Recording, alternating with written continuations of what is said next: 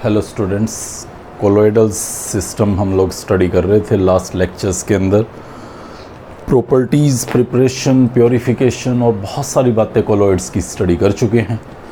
आज के इस पार्ट पे हम लोग ये देखना चाहते हैं कि अगर किसी कोलोइडल सॉल्यूशन को मुझे इकट्ठा करना हो, उसके प्रेसिपिटेट बनाने हो, उन डिस्पर्स्ड फेज पार्टिकल को कोएगुलेट करना हो, तो मैं ये काम कैसे कर सकता हूँ। यही मेरा यहाँ पे स्टार्ट करने के लिए आज का टॉपिक है, कोएगुलेशन, एग्रीगेशन या फ्लोक्यूलेशन। सी, ये मान लीजिए मेरे पास कोई एक डिस्पर्शन मीडियम रखा हुआ है जिसके अंदर ये डिस्पर्स्ड फेज के पार्टिकल्स हैं। तो हम लोग ये बात उसकी इलेक्ट्रिकल प्रॉपर्टीज़ में पढ़ के आए कि जो डिस्पर्स्ड फेज के पार्टिकल्स हैं उन सब पे कोई चार्ज एग्जिस्ट करता है। पॉजिटिव हो सकता है या नेगेटिव हो सकता है। जैसे सपोज करो पॉजिटिव चार्ज है, मान लीजिए फेरिक हाइड्रोक्साइड का ये वो कोलोइड है जिसने Fe आयंस को अपने ऊपर एडजॉर्ब किया था और उस वजह से इस डिस्पर्स्ड फेज पे पॉजिटिव चार्ज आया था। सब रिपल्शन की वजह से एक दूसरे को दूर दूर रखे हुए हैं। अगर मैं इसके अंदर कुछ small amount of electrolyte add करूं, कोई एक पर्टिकुलर आयन ऐड करूं, कौन सा ion? Definitely negative charged ions ही मुझे हेल्प करेंगे क्योंकि डिस्पर्स फेज पे पॉजिटिव चार्ज है। तो जब मैं small amount of negative charge ion यहाँ पे डालता हूँ तो वो नेगेटिव चार्ज आयन यहाँ इस पे आके इसे चार्ज लेस कर देता है, इसे न्यूट्रलाइज कर देगा। न्यूट्रलाइज करने के बाद इनके बीच में रिपल्शन की स्टोरी ख़त्म हो जाएगी। ये एक दूसरे के नज़दीक आ पाएंगे। नज़दीक आते ही ये क्वाइट हैवियर हो जाएंगे। जैसे ही कुछ पार्टिकल्स नज़दीक आएंगे तो वो हैवियर हो जाएंगे और हैवियर होके नीचे की तरफ सेटल होने की कोशिश करेंगे। मतलब after some time what I will see कि ये सारे के सारे इतनी जगह पे सेटल हो गए होंगे। यही फिनोमिना है कोएगुलेशन। अगर ये टेम्परेरीली हुआ है, इमीडिएटली शेक करके आप इनको अलग कर सकते हैं, तो इसी को बोल देते हैं फ्लोक्यूलेशन। बहुत ज़्यादा डिफरेंस हम यहाँ पे नहीं पढ़ेंगे, एक जैसा ट्रीट करेंगे। बस ऐसे समझ लीजिए फ्लोक्यूलेशन एक इनिशियल स्टेज है जहाँ से आप वापस वहीं पुरानी स्टेज पे जा सकते हैं, but coagulation permanent settle down of this dispersed phase particle होता है। या अगर मान लीजिए मेरे पास जो डिस्पर्स्ड फेज पार्टिकल हैं वो सपोज करें सिल्वर आयोडाइड के डिस्पर्स्ड फेज हैं जिन्होंने आई नेगेटिव अपने सरफेस पे एडजॉर्ब किया हुआ है, मतलब ये नेगेटिवली चार्ज्ड है। तो अब वो इलेक्ट्रोलाइट जो मैं यहाँ डाल रहा हूँ, ऑब्वियसली उसका पॉजिटिव चार्ज इसको कोएगुलेट करेगा। लाइक मुझे यहाँ पे जो आयंस हेल्पफुल रहेंगे वो नेगेटिव चार्ज्ड आयंस रहेंगे। लाइक मैं ये देख सकता हूँ ये मुझे यहाँ कोएगुलेशन में हेल्प कर पाएगा, या ये मुझे कोएगुलेशन में हेल्प कर पाएगा, या ये मुझे कोएगुलेशन में हेल्प कर पाएगा, या ये मुझे कोएगुलेशन में हेल्प कर पाएगा। जबकि यहाँ पे अगर मैं देखूँ तो कुछ पॉजिटिव आयंस लाइक एल्युमिनियम 3+ मुझे यहाँ हेल्प कर पाएगा, या Mg2+ मुझे यहाँ हेल्प कर पाएगा, या Na+ मुझे यहाँ हेल्प कर पाएगा। वो क्या करेगा, इस नेगेटिव चार्ज डिस्पर्स फेज को न्यूट्रलाइज करेगा। न्यूट्रलाइज होने के बाद इनमें रिपल्शन का एक्सटेंट ख़त्म हो जाएगा। ये क्वाइट नज़दीक आएंगे, हैवियर होके नीचे की तरफ सेटल होने की कोशिश करेंगे और फिर फाइनली प्रेसिपिटेटेड हो जाएंगे। यही कोएगुलेशन है। सबसे पहले जब हम लोगों ने पेप्टाइजेशन पढ़ा तो हमने कोलोइड बनाया था, ऐसे ही किसी एक इलेक्ट्रोलाइट का स्मॉल अमाउंट स्प्रे किया था जिससे उसके ऊपर चार्ज अपीयर हुआ था। अब उस चार्ज को न्यूट्रलाइज करने के लिए कोई कन्वीनियंट इलेक्ट्रोलाइट स्प्रे कर रहे हैं ताकि वो चार्ज न्यूट्रलाइज हो जाए, तो वो वापस उसी प्रेसिपिटेट की फॉर्म में कन्वर्ट हो जाए। ध्यान से देखेंगे तो पता चलेगा पेप्टाइजेशन में एक्चुअली प्रेसिपिटेट से कोलोइड बनाए थे और आज यहाँ पे उन कोलोइड्स को इकट्ठा करके वापस प्रेसिपिटेट बना रहा हूँ।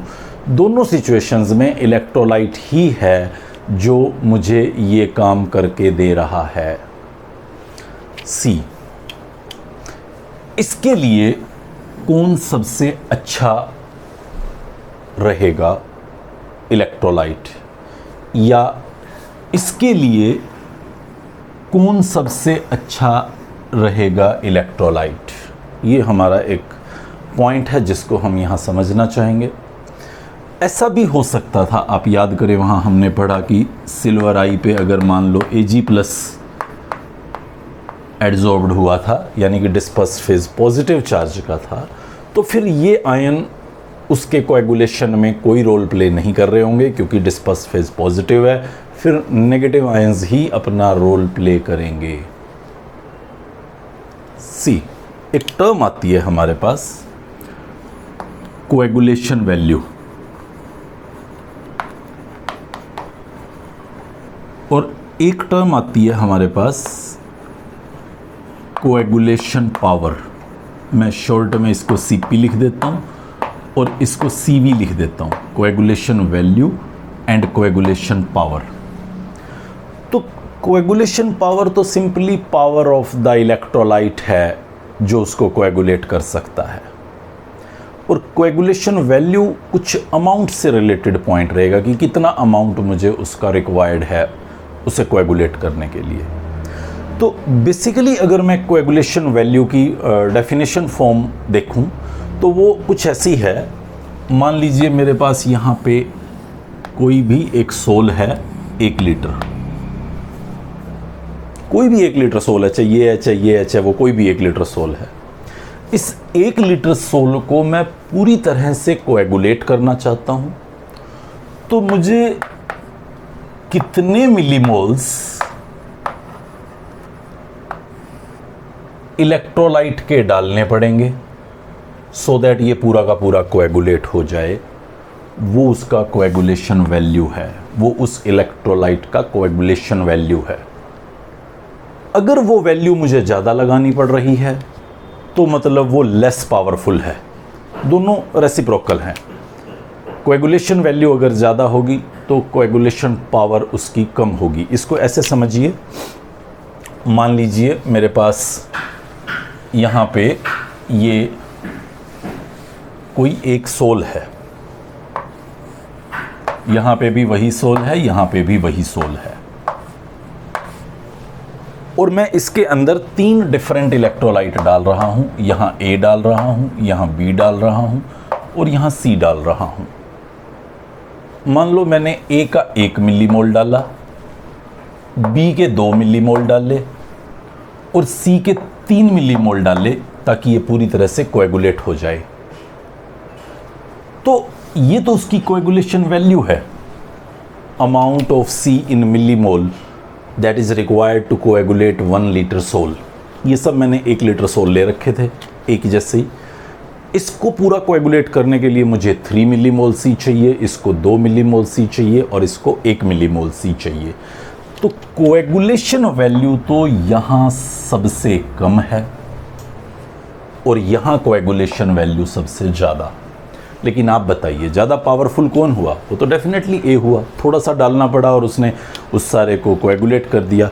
मतलब मैं कुछ ऐसा कहना चाहता हूँ कि कोएगुलेशन वैल्यू जो है वो इन्वर्सली प्रोपोर्शनल है कोएगुलेशन पावर के।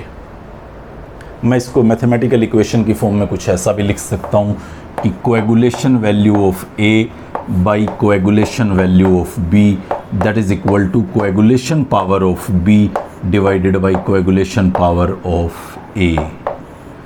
ये बिल्कुल सिंपल सा मैथमेटिक्स रहेगा हमारे पास, इस रिलेशन से ड्राइव किया हुआ। CV of A is directly proportional to कुछ 1/Cp ऑफ A हो जाएगा। ऐसे ही CV ऑफ B कर दूंगा और इक्वेशन 1/2 करूंगा तो वो रिलेशन बन जाएगा। आप स्ट्रेट फॉरवर्ड याद रख लीजिए, उसमें ऐसा कुछ बहुत ज़्यादा केमिस्ट्री का फंडामेंटल नहीं है। एक हमारे पास छोटा सा टॉपिक आता है और वो टॉपिक आता है हार्डी-स्कज रूल। ये जितनी भी बातें मैंने कोएगुलेशन से रिलेटेड आपको बताई हैं वो सब ये हार्डी-स्कज रूल की अंदर आती हैं। लाइक वो कहता है कि अगर किसी डिस्पर्स्ड फेज पे पॉजिटिव चार्ज है तो नेगेटिव चार्ज के आयन कन्वीनियंट रहेंगे, या अगर नेगेटिव चार्ज है तो पॉजिटिव चार्ज के आयन्स कन्वीनियंट रहेंगे। वो ये भी कहता है कि जितना ज़्यादा नेगेटिव चार्ज होगा आयन के ऊपर उसका कोएगुलेशन पावर उतना ही ज़्यादा होगा और कोएगुलेशन वैल्यू उतना ही कम होगा। एंड सिमिलरली अगर पॉजिटिव आयन उसको कोएगुलेट करेगा तो जितना ज़्यादा पॉजिटिव चार्ज होगा उतनी ज़्यादा उसकी कोएगुलेशन पावर होगी, ऑटोमेटिकली उतनी कम उसकी कोएगुलेशन वैल्यू होगी। सी वो एक बात और भी कहता है जो यहाँ पे म्यूचुअल प्रेसिपिटेशन एक एप्लीकेशन की फॉर्म में भी एग्जिस्ट करती है। मान लीजिए मेरे पास यहाँ पे दो डिफरेंट कोलॉइड्स थे, दो डिफरेंट कोलॉइड्स हैं मेरे पास, जिसमें एक में डिस्पर्स्ड फेज पॉजिटिव चार्ज्ड हैं और दूसरे में डिस्पर्स्ड फेज नेगेटिव चार्ज्ड हैं। मुझे यहाँ पे पॉजिटिव आयंस का स्प्रे करना था, यहाँ मुझे नेगेटिव आयंस का स्प्रे करना था। अगर मैं इन दोनों को ही मिला दूँ, कोई आयन स्प्रे ना करूँ, तो ये दोनों एक दूसरे को मिलाने के बाद म्यूचुअली एक दूसरे को न्यूट्रलाइज कर देंगे और फिर नीचे की तरफ सेटल हो जाएंगे। लाइक सी हेयर, ये ऐसे वो एक दूसरे को मिक्स करने के बाद न्यूट्रलाइज कर देंगे एंड बीइंग हैवियर पार्टिकल्स नीचे की तरफ सेटल हो जाएंगे, कोएगुलेट हो जाएंगे। ये म्यूचुअल कोएगुलेशन भी हो सकता है अगर आप दो डिफरेंट चार्ज के डिस्पर्स्ड फेज सोल्स को आपस में म्यूचुअली प्रेसिपिटेट करवा दें। तो ये हमारे पास कोएगुलेशन का सिंपली एक कॉन्सेप्ट था जिससे रिलेटेड मैं क्वेश्चन यहाँ स्टेट करता हूँ। फर्स्ट क्वेश्चन देखें आप। For the coagulation of 250 ml arsenic sulphide, arsenic sulphide ये है AS2S3, इसको कोएगुलेट करना है 10 ml 1 मोलर KCl रिक्वायर्ड था कोएगुलेट करने के लिए 250 ml सैंपल को। आपको उसका कोएगुलेशन वैल्यू या फ्लोक्यूलेशन वैल्यू कैलकुलेट करना है। सी हेयर, पहले आप ये चेक कर लीजिए कि यहाँ आपने कितने मिलीमोल डाले हैं KCl के, क्योंकि कोएगुलेशन वैल्यू क्या होती थी, number of millimoles of electrolyte that are added in 1 litre solution for complete coagulation. तो आप देखिए आपने कितने मिलीमोल डाले हैं, volume in millilitre into molarity 10 millimole आपने डाला है। सीधी सी बात यहाँ पता चल रही है, ये बात कई बार समझा गया हूँ आपको कि volume in millilitre multiplied by molarity of the solution वो नंबर ऑफ मिलीमोल देता है। तो ये आपके पास नंबर ऑफ मिलीमोल्स आ गए। Volume in litre into molarity number of moles देता है, नंबर ऑफ मिलीमोल्स के लिए molarity multiplied by volume in millilitre होता है। तो 10 मिलीमोल मैंने डाले हैं, तो उसने 250 ml को पूरा न्यूट्रलाइज कर दिया, कोएगुलेट कर दिया है। मतलब 250 ml को कंप्लीट कोएगुलेशन के लिए मुझे 10 मिलीमोल रिक्वायर्ड थे। तो 1 लीटर के लिए मुझे कितने मिलीमोल्स रिक्वायर्ड होंगे, 10/1000 इंटू 250। आप इसे सोल्व करें, जब आप इसको सोल्व करेंगे तो ये जो आपके पास आंसर होगा 2.5, ये आपका फ्लोक्यूलेशन वैल्यू होगा। 1 लीटर सॉल्यूशन को कोएगुलेट करने के लिए जो नंबर ऑफ मिलीमोल्स आपको रिक्वायर्ड हैं वो उसका कोएगुलेशन वैल्यू है। आप इसको आसानी से सॉल्व कर सकते हैं। ओके, नेक्स्ट क्वेश्चन देखें, आसान सा है ये भी काफ़ी, यहीं हो जाएगा। फॉर कोएगुलेशन ऑफ दिस, इसको नोटिस करें, सिल्वर आयोडाइड का ये आपके पास सोल है जिसके ऊपर पॉजिटिव चार्ज सिल्वर आयन एडजॉर्ब्ड हैं, मतलब ये एक पॉजिटिव डिस्पर्स्ड फेज है। तो पॉजिटिव डिस्पर्स्ड फेज को नेगेटिव आयंस सेटल करते थे, कोएगुलेट करते थे। आप देखें ये वाला जो नेगेटिव आयन है FeCN6 4 नेगेटिव, इस पे 4 नेगेटिव चार्ज है, इस पे 3 नेगेटिव चार्ज है, ये यूनी नेगेटिव है, यानी कि इसकी जो कोएगुलेशन पावर होगी वो सबसे ज़्यादा होगी, कोएगुलेशन वैल्यू सबसे कम होगी। तो इसका मैक्सिमम कोएगुलेशन पावर रहेगा क्योंकि बहुत ज़्यादा नेगेटिव चार्ज्ड है, और इसका मिनिमम कोएगुलेशन पावर होगा अमंग दिस थ्री। अगर नेगेटिव सोल हो तो फिर ऐसे ही एनायंस का देख के हम आइडिया ले सकते हैं कि किसका कोएगुलेशन पावर ज़्यादा होगा और किसका कोएगुलेशन पावर कम होगा। एक बहुत इम्पोर्टेंट पॉइंट मैं यहाँ आपको बता रहा हूँ सोल से रिलेटेड। कोलोइड का ये लास्ट पॉइंट बताया था कि उनको कोएगुलेशन से मुझे कैसे बचाना है। सी, मेरे पास ये दो सोल थे, लियोफिलिक और लियोफोबिक। एक बार नोटिस करें आप, पुरानी स्टोरी पे जाके ध्यान दें कि क्या पढ़ा था हमने। जो लियोफिलिक सोल है उसका अपने डिस्पर्शन मीडियम के साथ अच्छा खासा इंटरेक्शन होता है। ये येलो बॉल आप डिस्पर्स्ड फेज समझ लें और वाइट डॉट्स आप डिस्पर्शन मीडियम समझ लें। ये यहाँ पे भी वैसा ही दिखा रहा हूँ, ये लियोफोबिक सोल दिखा रहा हूँ। जहाँ जैसा सभी में होता है यहाँ भी कोई ना कोई चार्ज मिलेगा, सेम होगा ऑब्वियसली, यहाँ भी कोई ना कोई चार्ज मिलेगा, सेम होगा और रिपल्शन कर रहे होंगे। लेकिन यहाँ डिस्पर्शन मीडियम दूर दूर रह रहा होगा, ऐसे इनको बुरी तरह से जकड़े हुए नहीं होगा, क्योंकि लियोफिलिक सोल्स में तो डिस्पर्स फेज और डिस्पर्शन मीडियम में इंटरेक्शन रहता था, अट्रैक्शन रहता था, लविंग कैरेक्टर था। लेकिन यहाँ पे ऐसा नहीं था। लियोफोबिक हेटिंग, लियोफोबिक फोबिया हेटिंग, तो वो ऐसे चिपके हुए नहीं होते थे। अगर मैं कोएगुलेट करना चाहूँ तो मैं इसको इंस्टेंट कोएगुलेशन कर सकता हूँ। जस्ट एक इलेक्ट्रोलाइट डालूंगा, सपोज़ ये पॉजिटिव चार्ज है तो मैं नेगेटिव स्प्रे करूँगा, कोई इलेक्ट्रोलाइट नेगेटिव आयन स्प्रे करूँगा तो वो जाके इसको न्यूट्रलाइज कर देगा और ये फटाक से सेटल होता दिखेगा मुझे। लेकिन यहाँ मुझे खाली यही नहीं करना, पहले इनको भी यहाँ से रिमूव करना है।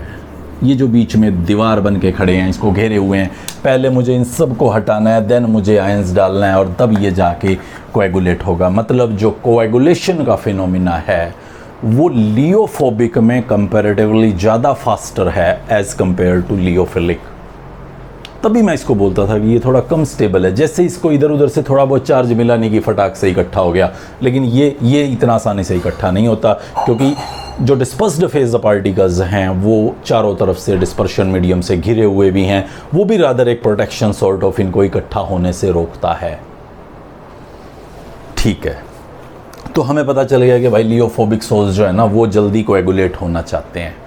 तो लियोफिलिक सोल किस तरह से उसे प्रोटेक्ट कर सकता है वो हम देखना चाहते हैं कोएगुलेशन से। अभी कोएगुलेशन कर रहे थे, उससे पहले उनको बनाया था, अब उनको कोएगुलेट होने से रोकना है। ये सब अलग अलग काम हैं, ज़रूरत के हिसाब से कोई एक करेंगे। ऐसा मत सोचिए कि खेल रहे हैं, एक बार इकट्ठा कर दो एक बार अलग कर दो। ये सब काम अलग अलग सिचुएशंस में रिक्वायर्ड होते हैं, तो उन सब के लिए हमें देखना है कि किस तरह से इनको अब हमें कोएगुलेट होने से रोकना है। सी, मान लीजिए ये मेरे पास एक लियोफोबिक सोल है, ये एक लियोफोबिक सोल है और मैं इसके अंदर कोई लियोफिलिक सोल ऐड कर दूं। ये लियोफोबिक है एंड सिमिलरली ये भी लियोफोबिक ही है, जो जल्दी कोएगुलेट होना चाहते हैं। अगर मैं कोई लियोफिलिक सोल इस पे ऐड करूंगा तो वो लियोफिलिक सोल इसके सरफेस पे आके एडजॉर्ब हो जाएगा।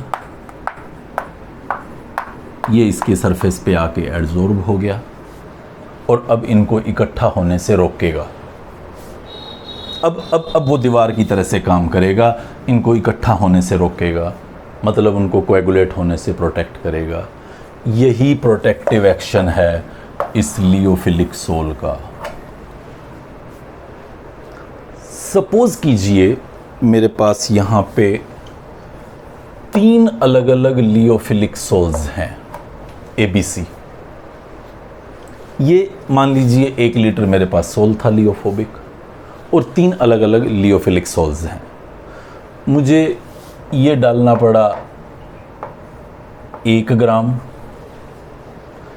ये डालना पड़ा 2 ग्राम और ये डालना पड़ा 3 ग्राम। तो आप बताइए प्रोटेक्ट करने की पावर सबसे अच्छी किसकी है? डेफिनेटली जो कम लगाना पड़ा। अगर ए का 1 ग्राम डालता हूं तो ये कोएगुलेट नहीं हो पा रहा, अगर इसका 3 ग्राम डालता हूं तब जाके ये कोएगुलेशन से बचता है। तो जो कोएगुलेशन से प्रोटेक्ट करने की पावर हुई वो ए की सबसे अच्छी हुई और सी की सबसे बुरी हुई। मान लीजिए मेरे पास 2 या 3 अलग अलग तरह के लियोफिलिक सोल्स हैं और मैं उनका प्रोटेक्टिव एक्शन देखना चाहता हूं कि कौन ज़्यादा प्रोटेक्टिव एक्शन दिखा रहा है। तो उसके प्रोटेक्टिव एक्शन को मेजर करने का हमारे पास एक स्केल आता है, गोल्ड नंबर। एक और स्केल भी है, कोंगो रोबिन नंबर या रोबिन कोंगो नंबर बोलते हैं, हम उसको नहीं पढ़ेंगे, बस गोल्ड नंबर को एलिमेंट्री आइडिया लेते हुए अपनी बात को क्लोज करेंगे। मतलब जो लियोफिलिक सोल्स हैं उन लियोफिलिक सोल्स को एक गोल्ड नंबर असाइंड है, जिसका गोल्ड नंबर ज़्यादा मतलब उसकी प्रोटेक्टिव पावर कम। क्या है ये गोल्ड नंबर? इसको हम लोग यहाँ पे समझने की कोशिश करते हैं, कैसे हम अलग अलग लियोफिलिक सोल्स को अलग अलग गोल्ड नंबर प्रोवाइड करते हैं। सी गोल्ड नंबर क्या है? वैसे तो मैं अगर इस डेफिनेशन को बोलूं याद कर लो ये गोल्ड नंबर है, हाँ सही है, लेकिन देखिए पूरी लाइन में कहीं स्टॉप ही नहीं है। It is mass in milligram of lyophilic sol that must be added to stop coagulation in 10 ml red gold sol on addition of 1 ml 10% NaCl। ठीक है, समझते हैं इसको क्या है। देखिए ये एक रेड कलर का गोल्ड सोल लिया हुआ है मैंने। रेड वो बाई नेचर है, गोल्ड का सोल है जिसमें कुछ अमाउंट ली है 10 ml और ये उसकी परसेंटेज है कोलोइड की, अप्रॉक्सीमेट 0.0053 to 0.0058% रहता है। तो ये एक मैंने 10 ml रेड कलर का गोल्ड सोल लिया हुआ है। प्लीज़ रिमेंबर ये एक लियोफोबिक सोल है, बाई कैरेक्टर लियोफोबिक है। अगर ये कोएगुलेट हो जाए, जो कि इसका कैरेक्टर है जल्दी कोएगुलेट होना, तो ये ब्लू में बदल जाता है। जो रेड गोल्ड सोल है वो ब्लू में बदल जाता है। ठीक है, अब मैं इसके अंदर 1 ml 10% NaCl डालता हूं। प्लीज सी, जो NaCl है वो एक इलेक्ट्रोलाइट है जो इसको कोएगुलेट करवाएगा। आप कहेंगे हमें तो कोएगुलेशन रोकना था, हाँ तो रोकेंगे ना, अभी करवाएं तो सही पहले। तो मैंने इसके अंदर 1 ml 10% NaCl भी डाल दिया ताकि ये ब्लू में कन्वर्ट हो जाए। अब इमीडिएटली मैंने सोचा कि नहीं बचाना है मुझे, तो लियोफिलिक सोल डालूंगा मैं। कितने मिलीग्राम मुझे रिक्वायर्ड है यहां पे? सी हेयर, यहां पे मुझे अब साइमल्टेनियसली लियोफिलिक सोल डालना है और नोट करना है कि कितने मिलीग्राम मुझे ये लियोफिलिक सोल चाहिए। कि वो सपोज करो किसी एक पर्टिकुलर एग्जांपल को लूं, लाइक पोटैटो स्टार्च जो है वो 20 to 25 मिलीग्राम रिक्वायर्ड होता है। तो वो जो अमाउंट बोल रहा हूँ पोटैटो स्टार्च की 20 to 25 मिलीग्राम को, एग्जैक्ट वैल्यू का मुझे कुछ नहीं करना, तो वो जो अमाउंट होगी वो इसका गोल्ड नंबर होगी। किसका? लियोफिलिक सोल का, उस प्रोटेक्ट करने वाले सोल का, जो इसको रेड से ब्लू होने से रोकेगा। मैंने 3 अलग अलग इलेक्ट्रोलाइट्स ले लिए, ये दोबारा ले लेता हूँ, लीजिए ABC लियोफिलिक, सॉरी 3 अलग अलग लियोफिलिक सोल ले लिए, 3 अलग अलग लियोफिलिक सोल ले लिए जिनका प्रोटेक्टिव एक्शन मुझे देखना है। 3 अलग अलग टेस्ट ट्यूब्स हैं जिसमें 10 ml रेड गोल्ड सोल रखा हुआ है। तीनों में साइमल्टेनियस 1 ml 10% NaCl डालूंगा और ABC की कुछ अमाउंट इन मिलीग्राम डालूंगा। वो अमाउंट ऑफ मिलीग्राम जो मुझे मिनिमम रिक्वायर्ड है कि ये कोएगुलेट ना हो इसके एडिशन के बाद, यानी कि ब्लू में कन्वर्ट ना हो, वो उस A का या B का या C का गोल्ड नंबर होगा। The mass of lyophilic sol in milligram that must be added to stop coagulation, या यहाँ ऐसा भी कुछ लिखा मिलेगा that must be added to get blue colour in red gold sol, या इसको ऐसे समझ लें, जब आप 10 ml रेड गोल्ड सोल में 1 ml 10% NaCl डालते हैं, ये सब स्टैंडर्ड हैं। आप इसको बदल के वॉल्यूम चेंज करें, आप इसको कंसंट्रेशन चेंज करें, ये कतई अलाउड नहीं होगा। कोएगुलेशन वैल्यू में नंबर ऑफ मिलीमोल्स पर लीटर बोल रहा था, या यहाँ मिलीग्राम बोल रहा हूँ 10 ml में, आपको एज इट इज़ ही फॉलो करना है। वो स्टैंडर्ड जैसे नंबर प्रोवाइड किया गया है उसके अकॉर्डिंग ही आपको बात करनी है। तो इस रेड को ब्लू में जाने से रोकने के लिए इसके एडिशन के दौरान आपको कितने मिलीग्राम लियोफिलिक सोल डालना पड़ा, वो उसका गोल्ड नंबर है। और सभी लियोफिलिक सोल्स का अलग अलग गोल्ड नंबर रहता है, जैसे जिलेटिन का 0.005 है, या सिजिन का 0.01 to 0.02 है, केजिन या सिजिन कुछ भी बोल सकते हैं आप। ये टेबल आपको मिलेगी एक NCERT में, तो उस NCERT की टेबल को आप थोड़ा सा ध्यान रखने की कोशिश करना कि कौन से वो लियोफिलिक सोल्स हैं जिनका कोलोइड नंबर क्या है। 1 मार्क क्वेश्चन में ये पूछ लिया जाता है, gold number of this and this को अरेंज करो। वैल्यू कुछ देते नहीं है, कोई और तरीका है भी नहीं, आपको सिंपली उस टेबल को ध्यान रखना है जहाँ पे ये बात मेंशन्ड है वैल्यूज़ के साथ, और उसको थोड़ा सा क्रैम करने की कोशिश करना। हालांकि ज़्यादा फ्रिक्वेंटली पूछा हुआ क्वेश्चन ये बिल्कुल भी नहीं होता। तो ये सारी की सारी कहानी हम लोगों ने पढ़ी, protective action of lyophilic sol, how they can protect lyophobic sols from coagulation. Next lecture में हम लोग पढ़ेंगे एक और इम्पोर्टेंट पॉइंट, यहाँ इसी कोलोइडल से रिलेटेड लास्ट पॉइंट है, इमल्शन। क्या था इमल्शन, थोड़ा रिकॉल करें। सोल पढ़ रहे थे बार बार जिसमें डिस्पर्स्ड फेज सॉलिड था और डिस्पर्शन मीडियम लिक्विड था। इमल्शन भी कोलोइडल की ही एक कैटेगरी है जिसमें दोनों फेज, डिस्पर्स्ड फेज भी और डिस्पर्शन मीडियम भी, दोनों लिक्विड स्टेट में एग्जिस्ट करते हैं। तो हम उस इमल्शन के बारे में पढ़ेंगे, कैटालिसिस के बारे में पढ़ेंगे, और बचता खुचता सारा सरफेस केमिस्ट्री हम लोग नेक्स्ट लेक्चर में पढ़ेंगे। इसको समझिए अच्छे से। Good bye.